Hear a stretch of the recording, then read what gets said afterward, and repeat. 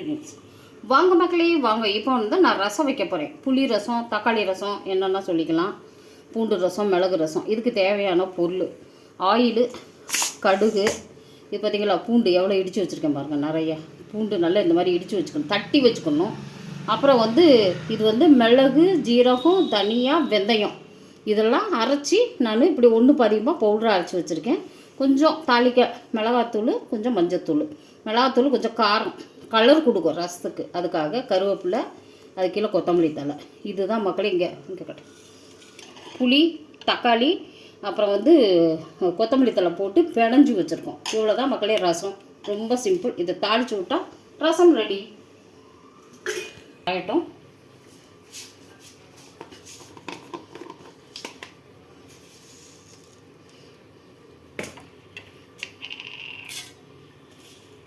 வெடிக்கிட்டோம் கடுகு,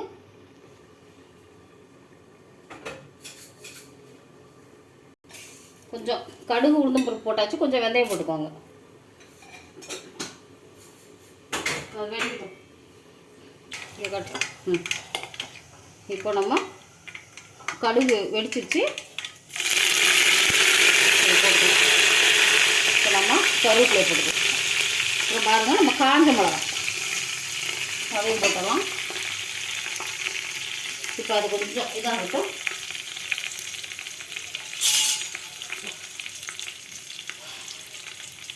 இப்போ நம்ம பூண்டு போட்டுக்கலாம். தட்டி வச்சா பூண்டு அது கொஞ்சம் எண்ணெயில் கொஞ்சம் ஒரு 2 இது ஆகணும், வதங்கணும். இந்த மாதிரி ரசம் பண்ணி பாருங்கள், ரொம்ப நல்லாயிருக்கும். ஒவ்வொருத்தர் தண்ணியில் கரைச்சி ஊற்றுவாங்க, ஆனால் நான் வந்து எல்லாத்தையும் வறுத்துட்டு தான் ஊற்றுவேன். இது ஒரு ஸ்டைலு. ரசத்துல நிறைய ஸ்டைல் இருக்குது பாருங்கள் எப்படி இருக்குன்னு. இது நல்லா கொஞ்சம் அந்த பூண்டு வந்து நல்லா ஃப்ளேவர் எண்ணெயில் இறங்கிடுச்சுன்னா நல்லாயிருக்கும். இங்கே பாருங்கள், பச்சையாக இருக்கிறத விட இந்த மாதிரி நல்லா வதங்கணும் ரசத்துக்கு. நான் இப்படி தான் போடுவேன், என்னோடய ஸ்டைல் இது. ஒவ்வொருத்தரும் ஒவ்வொரு மாதிரி வைப்பாங்க ரசம்.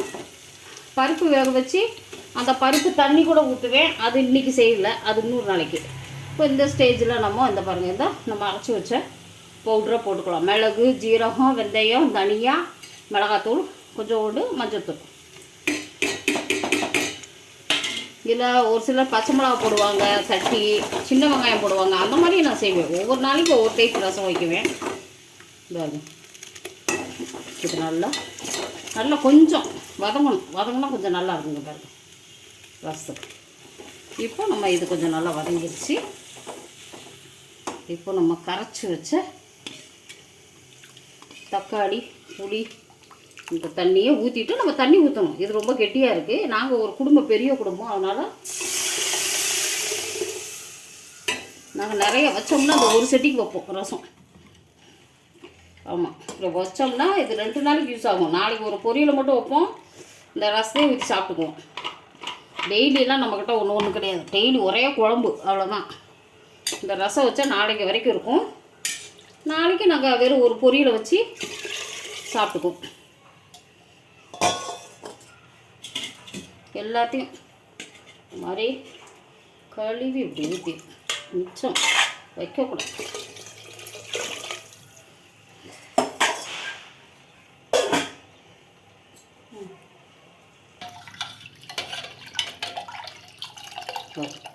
இந்த அளவுக்கு நாங்கள் தண்ணி ஊற்றுவோம். இதுக்கு இந்த சட்டிக்கு பேர் ரச சட்டி.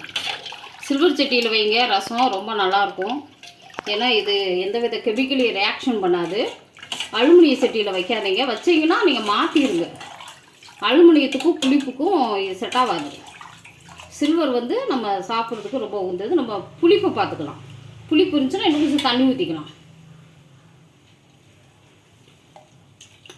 கொஞ்சம் புளிப்பாக தான் இருக்குது, கொஞ்சம் தண்ணி ஊற்றிக்கலாம். பாருங்க மக்களே, இது இந்த அளவுக்கு இருக்கும். இது நாங்கள் 2 நாள் யூஸ் பண்ணுவோம். நாங்கள் எப்போயுமே வாரத்துக்கு ரசம் வச்சோம்னா நாளைக்கு ஒரு குழம்பு வைப்போம். வச்சா கூட அந்த ரசமும் யூஸ் பண்ணிக்கிறோம். எங்களுக்கு ரசம் ரொம்ப பிடிக்கும், பசங்களுக்கும் ரொம்ப பிடிக்கும். நல்லா ஜீரண சக்தி ஆகும், பசிக்கும் நல்லா.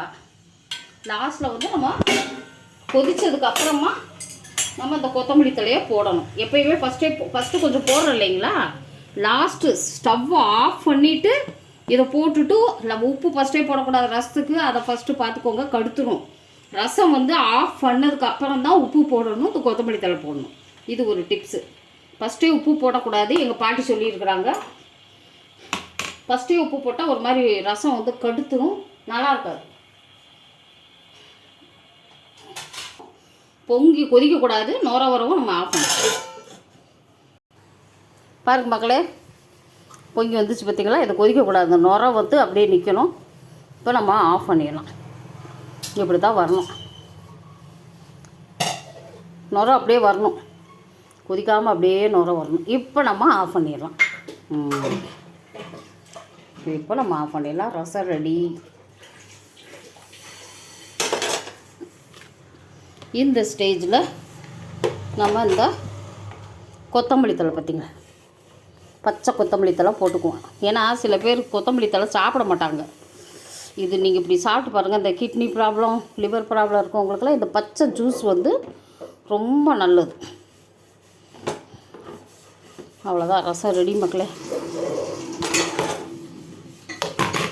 இதை போட்டு இது ஒரு கிண்டு கிண்டி விட்ருவோம். அவ்வளோதான், ஸ்டவ் ஆஃப் பண்ணியாச்சு. ரொம்ப கொதிக்கக்கூடாது ரசம். பார்த்திங்களா? இப்போ பார்க்கும்போதே எப்படி இருக்குது, ரசம் அப்படியே ஊற்றி குடிக்கணும் போல் இருக்கா? வெரி சிம்பிள் ரசம். ஆனால் அது ப்ரிப்பேர் பண்ணுறது தான் கொஞ்சம் கஷ்டம்.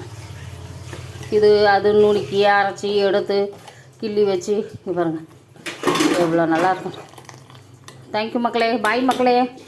சப்ஸ்கிரைப் பண்ணுங்கள் மக்களே. பாய்.